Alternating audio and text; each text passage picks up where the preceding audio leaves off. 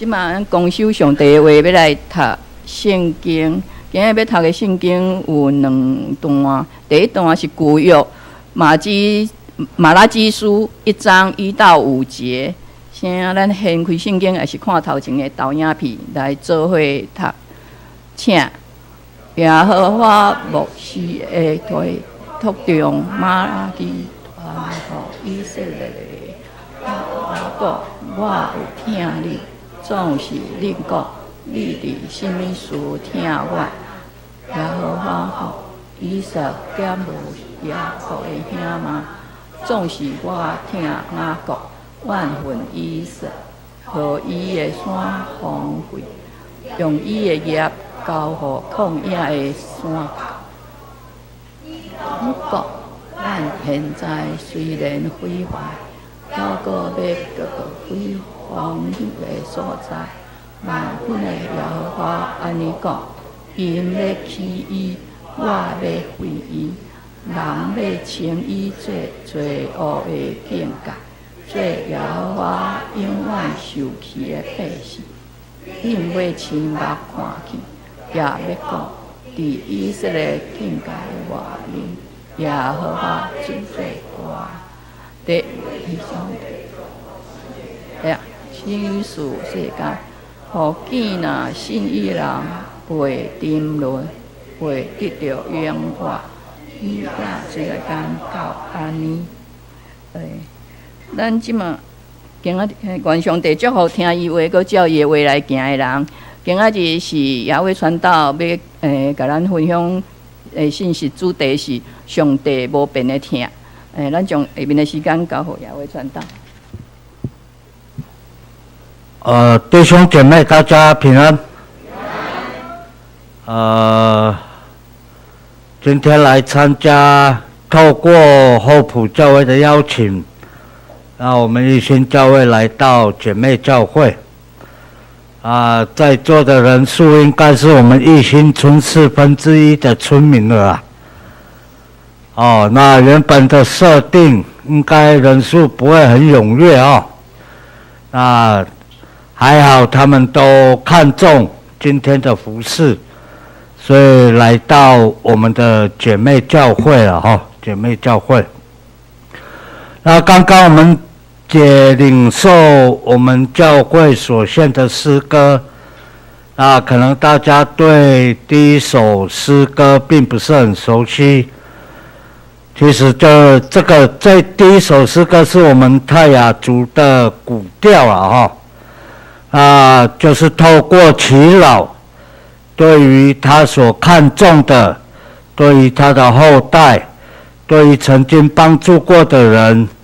透过古调给予祝福了啊，可能大家会觉得时间很长很久，还好了他唱的歌只有到义兴村而已如果照正常时间是从大坝尖山唱到竹东再唱到板桥不管怎样，歌词大意就是谢谢纪念过去厚朴教会给予我们教会的关心跟祝福了可能我们教会今天参与厚朴教会主日礼拜的弟兄姐妹都很紧张，所以你们可能要多给他们一点善意的眼神笑容因为很久没到教会厚朴教会，所以会不习惯。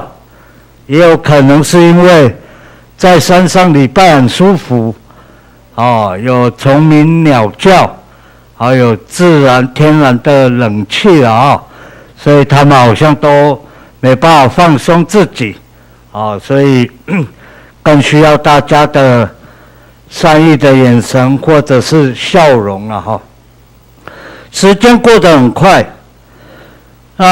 不知道大家还记得我们教会来到厚朴教会请安的时间上一次的时间是什么时候？忘记了正常如果我没有记错，应该是2019年的5月30号时间一转眼就过了5年多，所以时间真的很快。特别当我们没有珍惜每一天时间的时候，你会发现时间就很无情的就这样流逝。就好像我们今年已经进入到6月份了，6月份。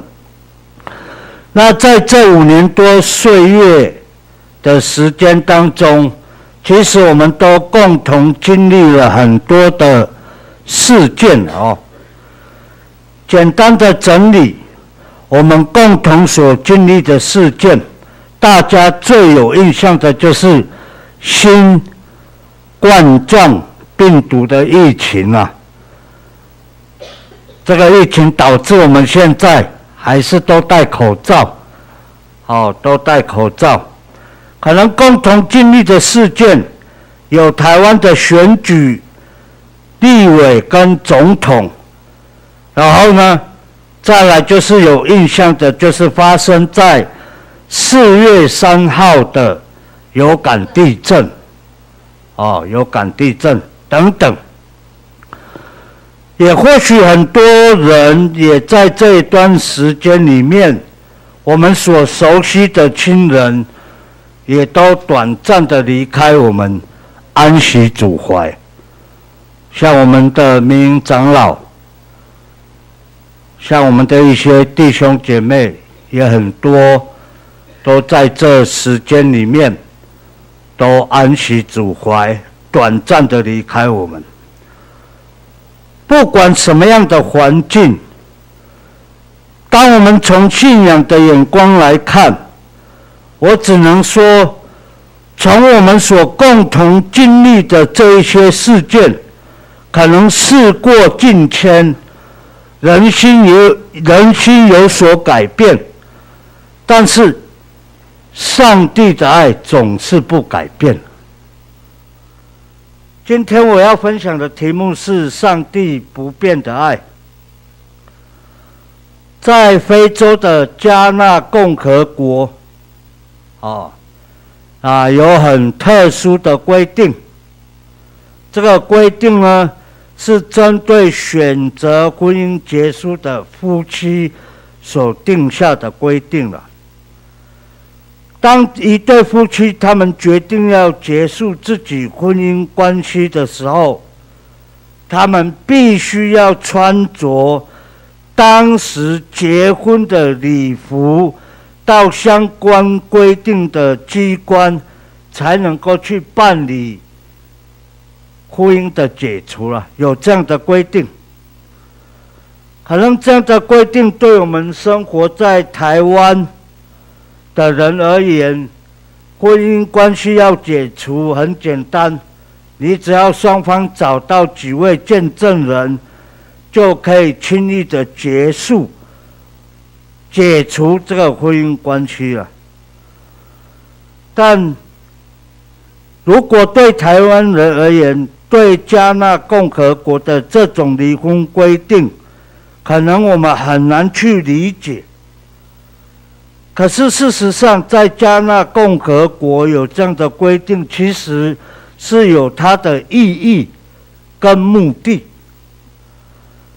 这意义跟目的呢，就是希望能够针对选择解除婚姻关系的夫妻，你必须要穿着当时选择结婚的这个礼服的规定，其实就是要唤起当时这一对夫妻在选择结婚的时候所立下的誓言立下的誓言，然后也可能要唤起他们是因为在当时是因为爱而选择结婚的记忆，要唤起这样的记忆，然后呢，去达到离婚率降低的目的。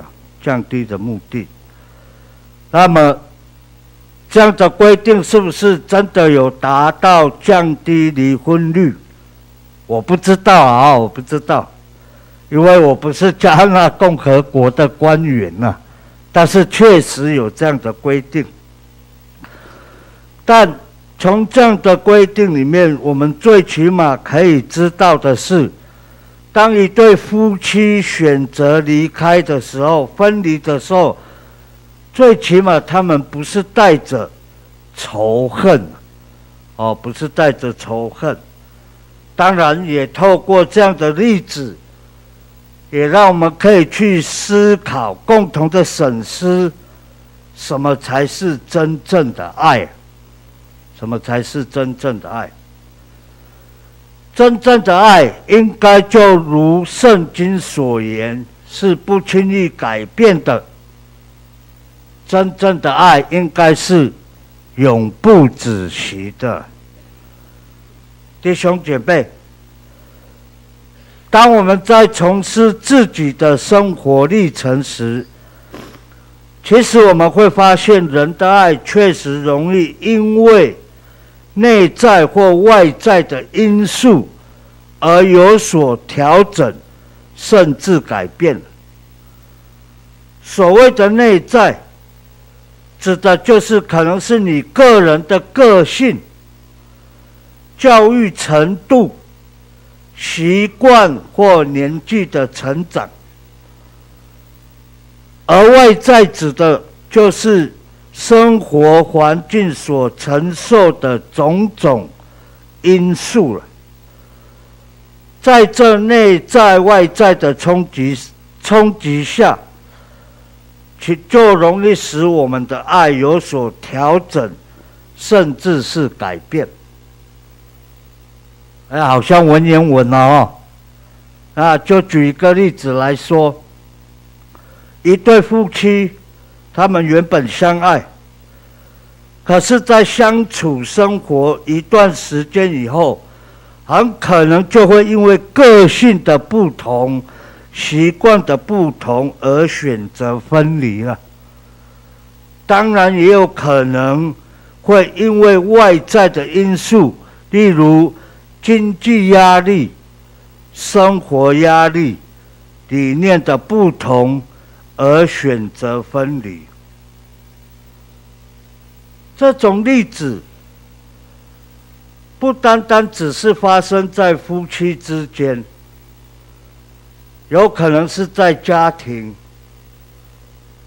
在手足、朋友之间的情感，也会因为这内外在因素的冲击而有所调整，甚至是改变。这样的改变甚至也会在教会内部发生了。在教会，大家有着共同的信仰，可能也会因为这内外在的因素冲击而有所调整，有所改变。例如见解不同、理念不同、想法不同，原本彼此相爱的弟兄姐妹，会因为这样种种的不同而有所调整，有所改变。所以当我们用严谨的立场去思考的时候，轻易就可以调整或者是改变的爱，这真的是爱吗？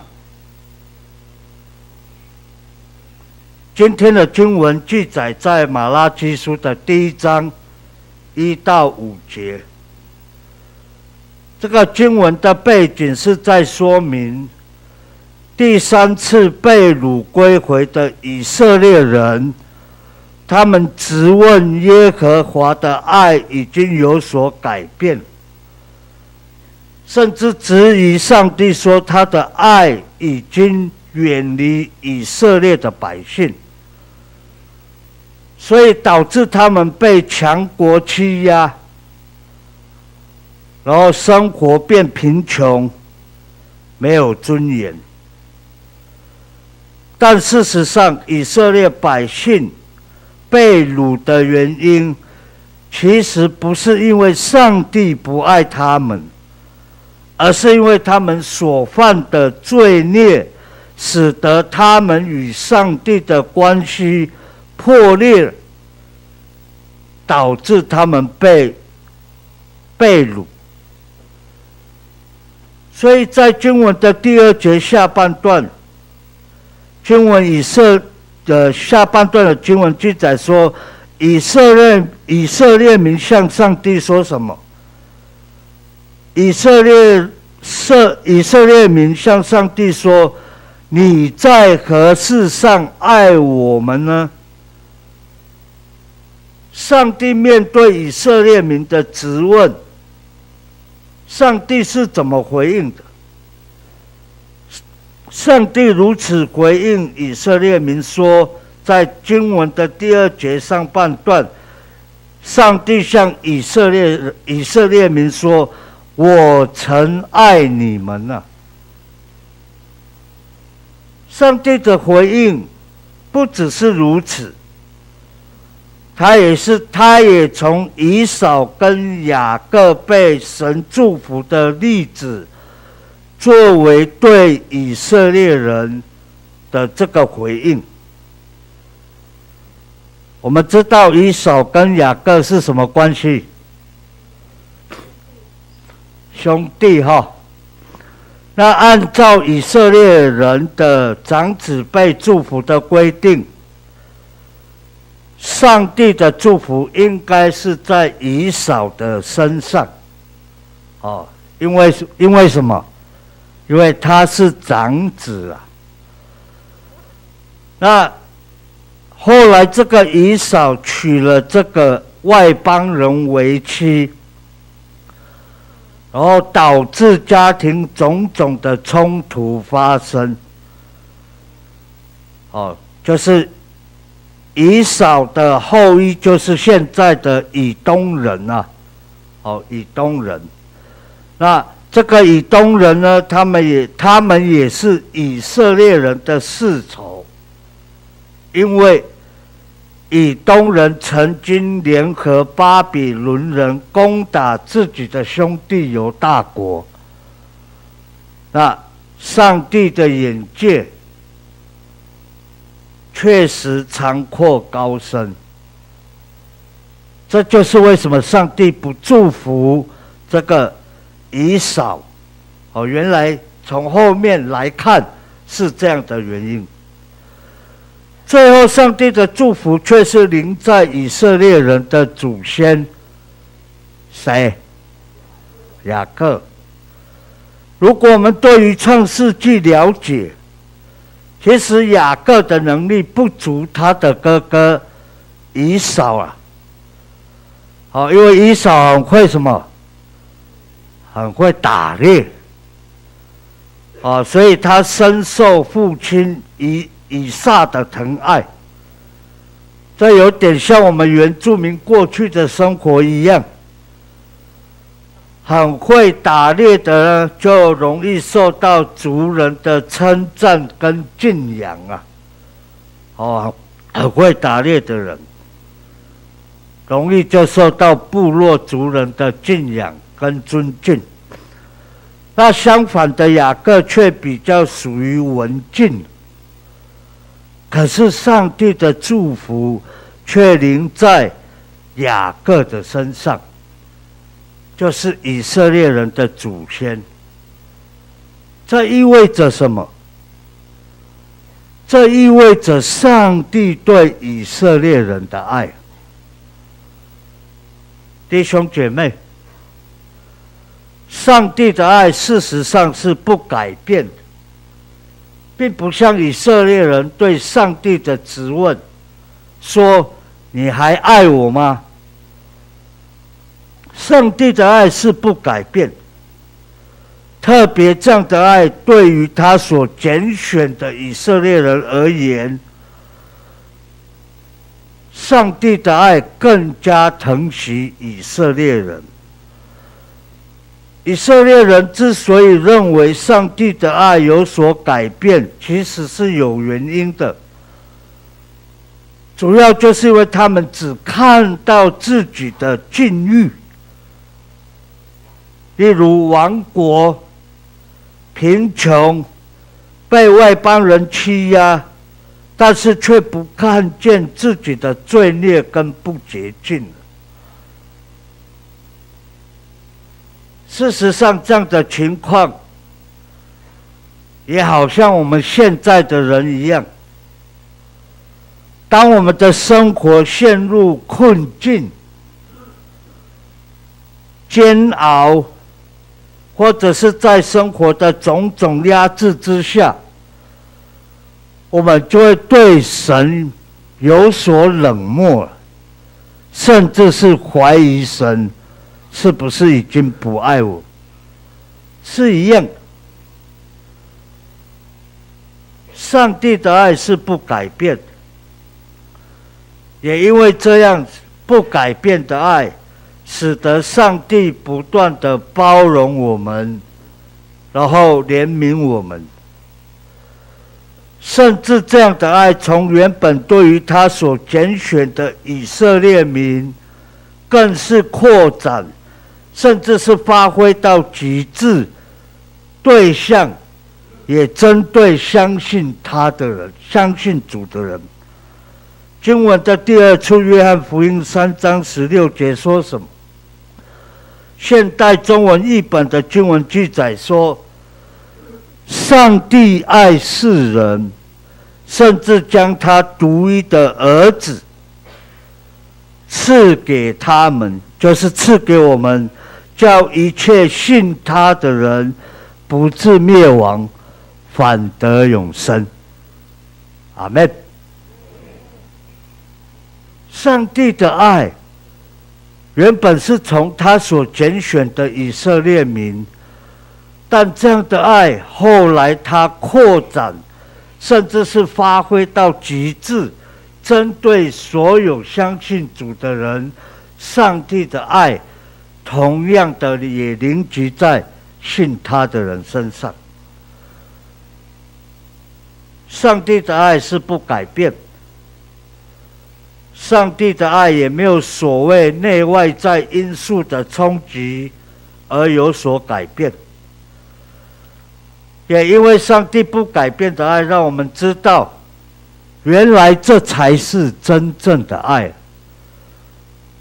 原来真正的爱是永不止息的。那身为基督徒，跟随耶稣基督的我们是不是也应该要常常检视我们自己常常口中说的那个爱？你们知道奥运会得到最多金牌的选手是谁吗？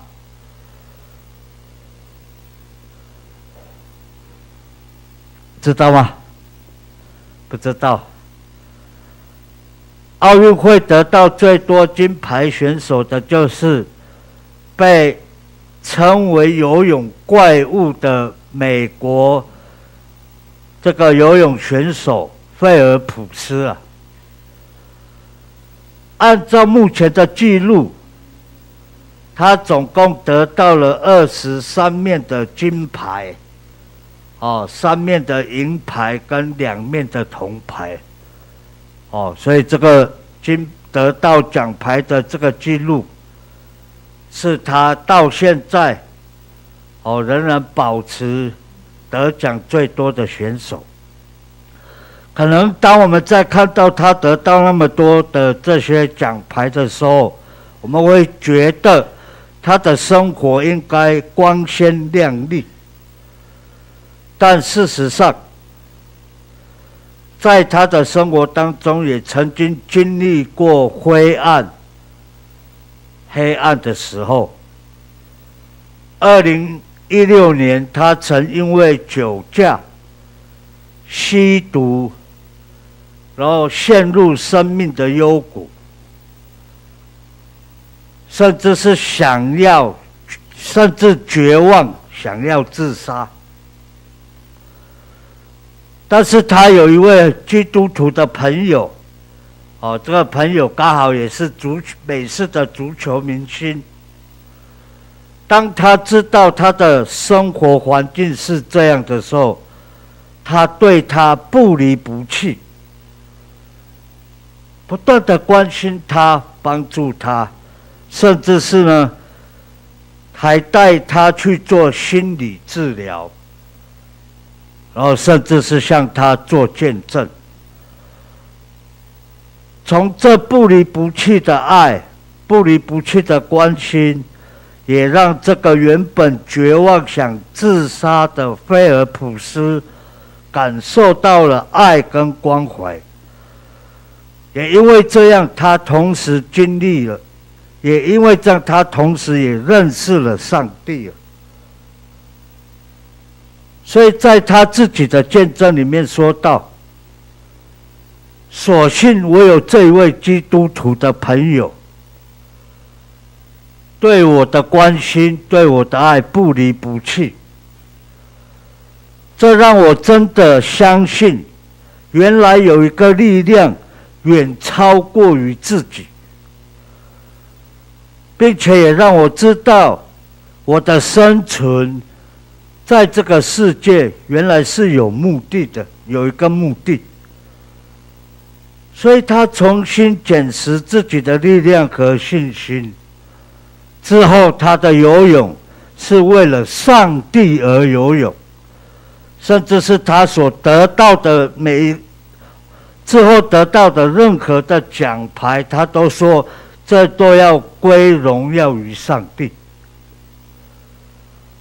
弟兄姐妹，若我们在罪恶、软弱和痛苦中质问上帝说：“你爱我吗？”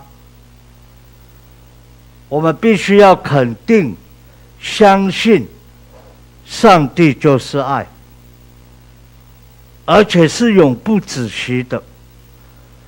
上帝永恒不变的爱，深深的爱着每一个相信他的人，特别是在我们痛苦、软弱、犯错、罪恶当中。也因为借由上帝的爱，这样的爱使我们能够得到帮助，恢复健康、强盛。最后，我们一起读一处经文作为结束。这段经文在出埃及记20章的第6节。出埃及记20章第6节。不能拿手机看圣经哦，周报里面有写哦。出埃及记20章第6节。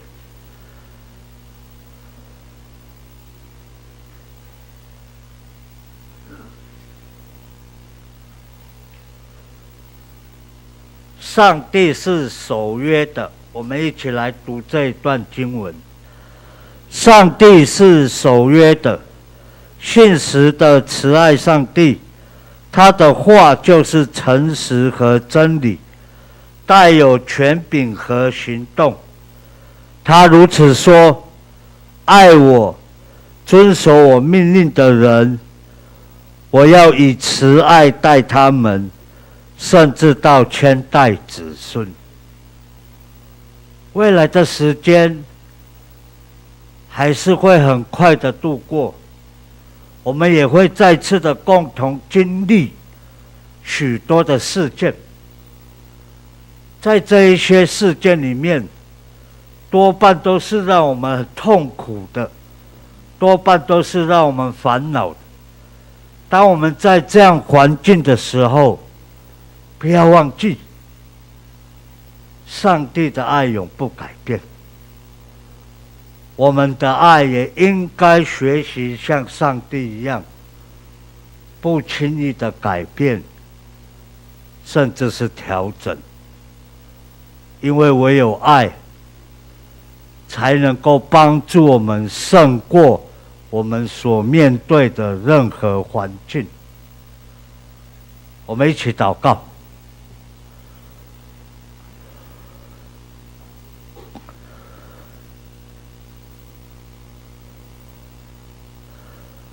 天父上帝，我们谢谢你，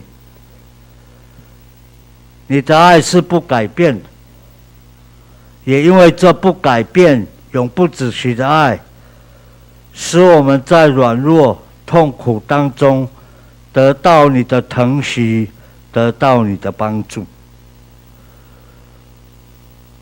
我们相信，唯有爱才能够帮助我们度过任何的难关，度过任何让我们痛苦的环境。所以主上帝，求你帮助我们，让我们在我们所生活的环境当中，知道上帝的爱是不改变的。那我们的爱也同样要学习上帝一样，不会随着内外在因素的改变而有所调整，有所改变。主，谢谢你爱我们，不管是我们一心教会的弟兄姐妹，或者是后埔教会的弟兄姐妹，我们深信你的爱一直不断的与相信你的人同在。因着这样的爱，让我们得到盼望，让我们看见亮光。我们如此祷告，是奉耶稣基督的名祷告，阿们。